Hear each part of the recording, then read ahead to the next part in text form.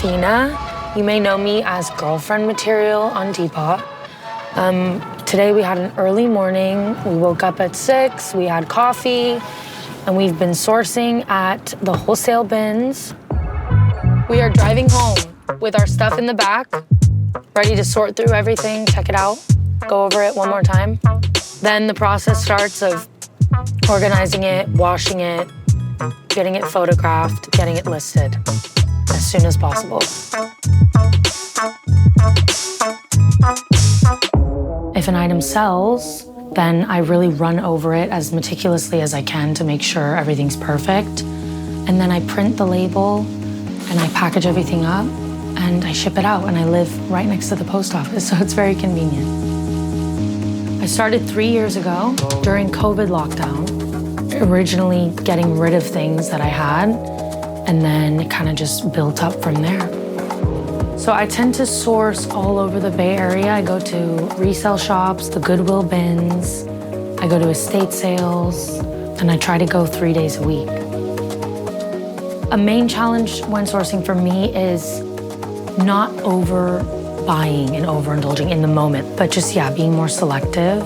Because I did that in the beginning and I just had too much inventory.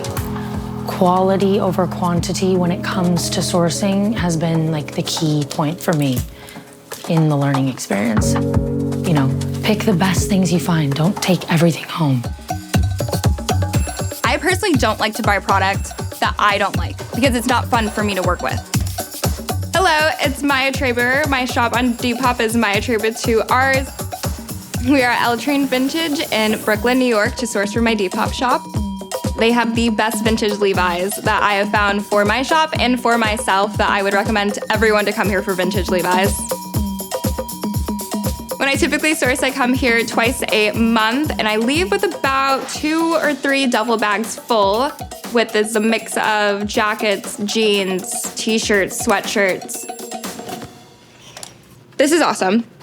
This has a little bit of stains on it though, so I need to be wary of that because it's either have to get those stains out or sell it as is, so then I have to look at the price to see if that makes sense. You need to examine the item and look for any flaws. If there's a flaw on an item and if I can see it, they can see it. When I first started doing this, I wouldn't know what to check specifically. Sometimes the buttons were missing, sometimes the zipper was missing. There's also pieces that could be fixed.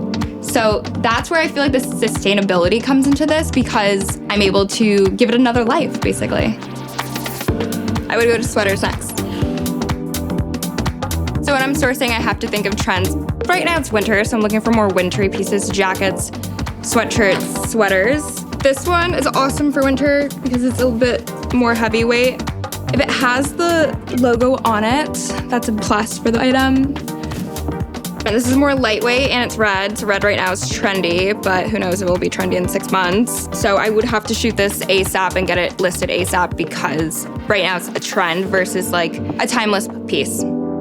Depop trends will tell me what is selling best in what category. I do follow one specific Instagram account that has the analytics, so it'll back up the trends with percentages and reports and stuff like that. This one is actually coming with me.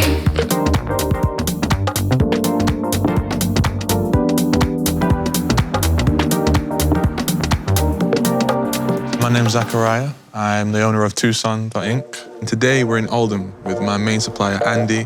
We're gonna spend some time in his new warehouse and pick out bits of stock for my shop. The pyramid would be rag houses, which are the huge places where they have mountains worth of stock. Then you've got wholesalers, and then you have individual sellers like me. So wholesalers are that middleman who are providing the goods from people who require you to buy in shipping containers and instead provide it in bales. I got started with wholesalers in a summer where I messaged a bunch on Instagram, emailed some, and just made appointments to visit them all to see who I liked the most and who had the kind of stock that I was looking for at the prices that I was looking for. When I first started it, it was handpick, which is a case of picking through all of his stock and taking it with you. Doing handpicks was really not scalable just because it would take 2-3 days out your week. And then I started ordering online. Nowadays, I do it all through WhatsApp with Andy and other suppliers where you simply just text what you want and they send it through. So these are dead stock Carhartt jackets. Pretty much every single one of them is in like faultless condition. Something like that you can pick up from most wholesalers for about £30, but that'll easily go for 100, 150. There's a really nice profit margin on those. These are Carhartt and Dickie bales, 50 pieces in each. These are like my bread and butter, so I'll get like 3 or 4 of these a week. My tips would be to find a product like this, where it's readily available, there's a good profit margin on it, a regular income. Right here is pretty much like the foundation, the baseline of my business. Top tier product. Having 1 to 2 products that are evergreen and you can get access to readily, build your business around them.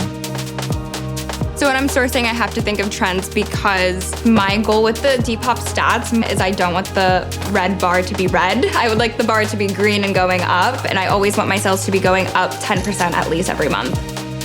I think my main advice is to be consistent.